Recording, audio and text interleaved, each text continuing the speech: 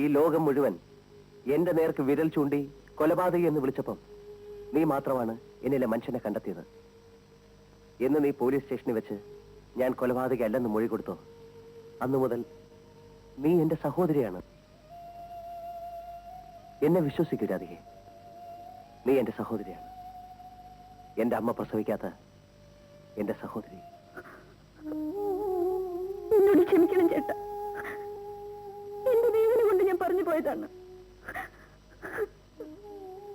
അണക്കൊഴുപ്പും അഹങ്കാരവും കൊണ്ട് വഴിതെറ്റി ഇരുളിൽ നടന്നവനാണ് ഞാൻ. നീ എനിക്ക് വെളിച്ചം പാർന്നു തന്നു. അനീതി, ഈ സഹോദരന്റെ ഇനിയുള്ള ജീവിതം നിന്നെയും കുഞ്ഞിനെയും സഹായിക്കാൻ വേണ്ടി മാത്രമായിരിക്കും.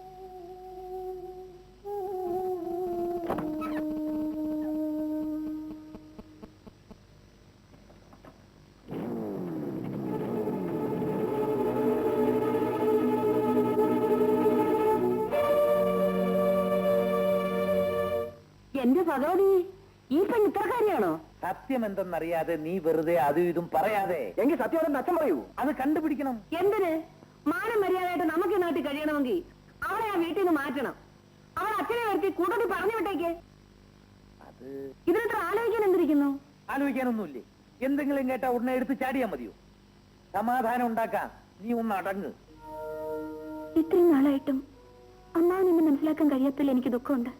പക്ഷേ നാട്ടുകാർ അതും ഇതും പറയുന്നത് കേട്ടില്ലെന്ന് വെക്കാൻ പറ്റുമോ മോളെ? അവരുടെ വാങ്ങുടി കെട്ടാൻ ആർക്കും കഴിയില്ല അമ്മവ. പക്ഷെ നമ്മുടെ മനസ്സിൽ കളങ്കമില്ലെങ്കിൽ നമ്മൾ എന്തിനു ഭയപ്പെടണം? മോഹൻ മേലാൽ ഇവിടെ വരരുതെന്ന് നിനക്ക് പറഞ്ഞൂടെ? ഈ അപവാദം ഒന്ന് അവസാനിപ്പിക്കാൻ വേണ്ടിയാണ് മോളെ ഞാൻ പറയുന്നത്. ഞാനൊന്ന് ചോദിച്ചോട്ടെ അമ്മവ, ഭാര്യയുമായി പിരിഞ്ഞു നിൽക്കുന്ന ഒരു ചെറുപ്പക്കാരനാണ് വേണോട്ടൻ. എന്നെ സഹായിക്കാൻ വേണോട്ടൻ ഇപ്പോൾ എന്നും ഇവിടെ വരാറുണ്ട്. ഞാനും വേണോട്ടനും തമ്മിൽ അവിഹിത ബന്ധമുണ്ടെന്ന് ഈ നാട്ടുകാർ തന്നെ നാളെ പറഞ്ഞാൽ അമ്മാവൻ എന്ത് ചെയ്യും? എന്റെ അച്ഛൻ അമ്മാവന് നല്ലപോലെ അറിയാലോ. ആ നല്ല മനുഷ്യൻ വളർത്തിയ മകളാണ് ഞാൻ. എന്റെ ശ്രീയേട്ടൻ ഞങ്ങളെ വിട്ടുപോയെങ്കിലും ഇന്നും എന്റെ ഹൃദയത്തിലുണ്ട്. ഏത് സാഹചര്യം ഉണ്ടായാലും എന്റെ ചുവട് കഴിക്കില്ല അമ്മാവ.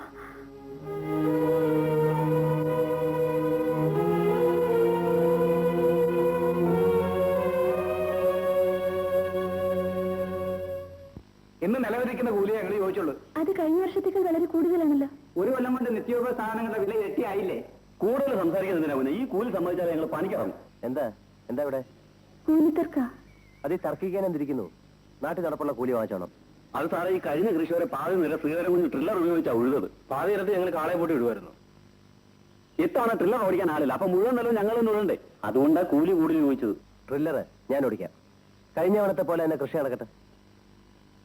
അത് വേണ്ട ചേട്ടാ. ഒരു നല്ല കാര്യം ചെയ്യാൻ പോകുമ്പോ നീ എതിര് പറയണ്ട. ഞാൻ നില ഉഴുതാൽ മണ്ണളവോ നോക്കട്ടെ. വാ.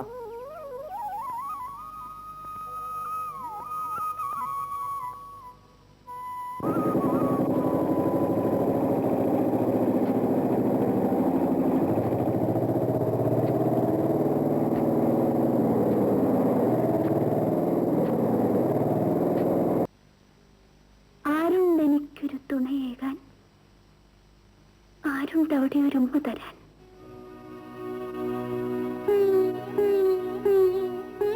ഒരു ഗുൾബോൾ. ഗുൾബോൾ അല്ല മോനെ, ഫുട്ബോൾ. അത് മോൻ വലുതാകുമ്പോ വാങ്ങിത്തരാം. പോരെ? ഞാൻ പോയിട്ട് വരാം.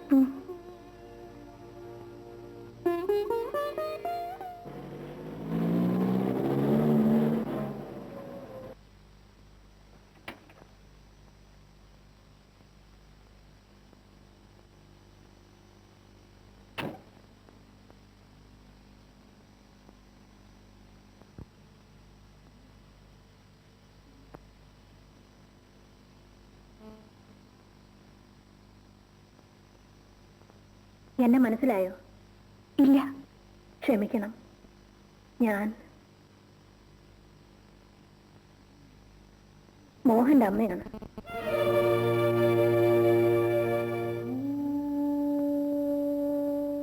ഇതിനു മുൻപ് ഞാൻ കണ്ടിട്ടില്ല. കാണേണ്ട ഒരു കാര്യമൊക്കെ അടുത്തു വന്നതാണ്. അന്നത് നടന്നില്ല. പോട്ടെ. ഇപ്പൊ ഞാനിങ്ങോട്ട് വന്നത്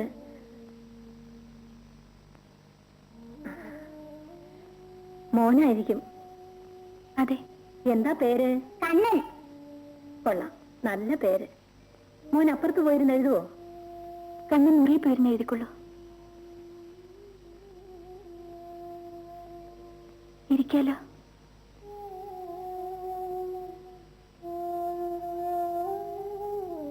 മോഹൻ പതിവായി ഇവിടെ വരാറുണ്ടെന്ന് കേട്ടു. ശരിയാണോ?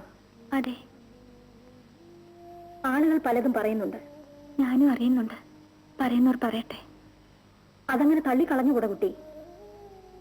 ഞാനിതൊക്കെ വിശ്വസിക്കുന്നതുകൊണ്ട് പറയുന്നതല്ല. പക്ഷേ പറയാൻ അവർക്ക് ന്യായങ്ങളുണ്ട്. ന്യായങ്ങളോ? അതെ. മോഹൻ കുട്ടിയെ വിവാഹം കഴിക്കാൻ ആഗ്രഹിച്ചിരുന്നു. കുട്ടിക്കും അതറിയാമല്ലോ. അറിയാം. എന്തുകൊണ്ടോ അത് നടന്നില്ല. ഭാഗ്യദോഷം എന്റേതായിരിക്കും. കുട്ടിയെ കണ്ടു കഴിഞ്ഞപ്പോ എനിക്ക് അങ്ങനെയാണ് തോന്നിയത്. അത് പോട്ടെ. അന്ന് കല്യാണം നടക്കാഞ്ഞതിന്റെ പേരിൽ കുട്ടിയുടെ ഭർത്താവിനെ മോഹൻ കൊന്നുവെന്നാണ് അപവാദം.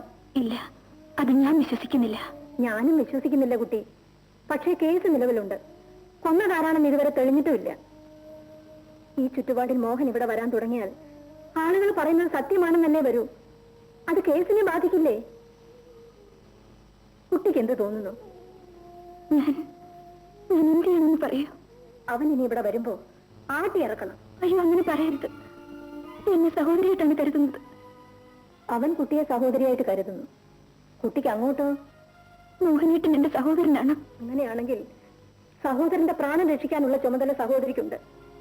ഇവിടെ വരുന്നത് കൊണ്ടുള്ള ആപത്ത് അവനാണ്. കുട്ടി അവനെ രക്ഷിക്കണം. മേലാൽ ഇവിടെ വരരുതെന്ന് പറയണം. പറയില്ലേ?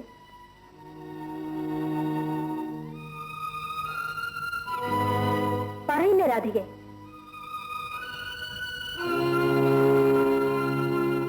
പറയാം. മതി, വരട്ടെ.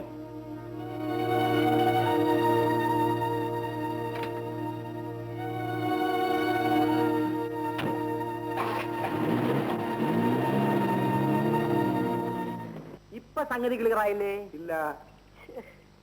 ഞാൻ ഒരുത്തിയെ ആശിച്ചു, അവളെ വേറൊരുത്തൻ കെട്ടി. അപ്പൊ ഞാൻ എന്ത് ചെയ്തു? സൗകര്യം കാത്തിരുന്ന് കെട്ടിയവനെ തട്ടി. എന്നിട്ട് എന്ത് ചെയ്തു? ആശിച്ചെടുത്ത് വീണ്ടും അടുത്തു.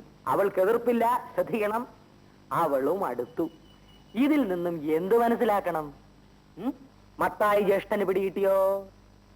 ഇല്ല. തന്റെ തലയിൽ എന്തുവാടോ? തേയിലച്ചണ്ടിയാണോ? എടോ, കെട്ടിയവനെ തട്ടിയതിൽ രാധികയ്ക്കും പങ്കുണ്ട്. ശരിയല്ലേ സഹോദര? ഇവളാള് പാഷാണമാണല്ലോ ഉത്തമ. അത് പിന്നെ പതുക്കെ പറയണം. രാധയ്ക്ക് പങ്കില്ലെങ്കിൽ സ്വന്തം ഭർത്താവിനെ കൊന്നവന്റെ നിഴൽ ആ പടിക്ക വീഴാൻ അവള് സമ്മതിക്കുമോ? സമ്മതിക്കുമോ ചേട്ടാ? അത് നേരാ. ആ, അങ്ങനെ പറ. കേസ് ഇനി ഒരു പുതിയ വഴിത്തിരിവിലേക്ക് തിരിയാൻ പോവുകയാണ്. ഇനി എന്തൊക്കെ നടക്കുമെന്ന് കണ്ടോ? മേരിക്കുട്ടിയെ, പുട്ടില്ലേ? കുട്ടേ, പുറത്ത് സപ്ലൈ ഇല്ല, അകത്ത് വന്നാ തരാം. ഞാൻ പോയി ഒരു കുറ്റി പുട്ടടിച്ചേച്ചോന്ന് ബാക്കി പറയാം. എന്റെ ഭർത്താവിനെ കൊന്ന കേസിലെ പ്രതി പതിവായി തന്നെ കാണാൻ ഇവിടെ വന്നുകൊണ്ടിരുന്നാൽ ആളുകൾക്ക് സംശയം തോന്നില്ലേ? ആ കൊലപാതകത്തിൽ എനിക്കും പങ്കുണ്ടെന്ന് ആളുകൾ പറയില്ലേ? അതുകൊണ്ട് മേലെ താൻ ഇവിടെ വരരുത്. എന്റെ സ്ത്രീയെ കൊന്ന പോലെ ഇനി ഞങ്ങളെയും കൊല്ലണോ? ഇറങ്ങി പോകുമോ? നീ എന്താ പറഞ്ഞത്? ഞാനാണ് ശ്രീധരനെ കൊന്നതെന്ന് നിനക്ക് കോടതി പറയാമോ? ഒരു പ്രാവശ്യം ഒന്ന് പറഞ്ഞാൽ മതി. ഞാൻ കുറ്റം സമ്മതിക്കാം. ജയിലിൽ പോവാം, തൂക്കിലേറാം. പറയോടി.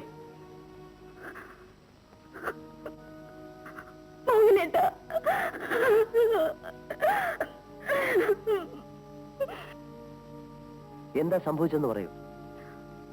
മോഹനേട്ടന്റെ അമ്മയോട് വന്നിരുന്നു. എന്തിനു വന്നു? മോഹനേട്ടൻ ഇവിടെ വന്നുകൊണ്ടിരുന്ന ആളുകൾ അപവാദം പറയും. അത് കേസിന് ദോഷമായിട്ട് വരും. മോഹനേട്ടനെ ശിക്ഷിക്കും. അതുകൊണ്ട് അപ്പൊ ഞാനിവിടെ വരാതിരിക്കാൻ നീ ഒരു തന്ത്രം പ്രയോഗിച്ചാണല്ലേ? അതിന് നീ എന്നെ എത്ര തവണ താനെന്ന് വിളിച്ചു? രാധികെ, ഞാൻ ഇന്ന് ഈശ്വരനിൽ വിശ്വസിക്കുന്നു. തെറ്റിയാത്ത എന്നെ ശിക്ഷിക്കാനിടയില്ല. അഥവാ ശിക്ഷിക്കുന്നെങ്കിൽ ഇതിനു മുമ്പ് പലപ്പോഴായി ചെയ്തു പോയ തെറ്റുകൾക്കെല്ലാം കൂടിയുള്ള വലിയ ശിക്ഷയാണെന്ന് കരുതി ഞാൻ സമാധാനിക്കും. എന്നാലും ഞാനിവിടെ വരും. നിനക്കൊന്ന് തടയാമോ? ഈ ജീവിതത്തിൽ എനിക്കതിന് കഴിയുമെന്ന് ചേട്ടന് തോന്നുന്നുണ്ടോ? അത് മാത്രം എനിക്ക് കേട്ടാ മതി.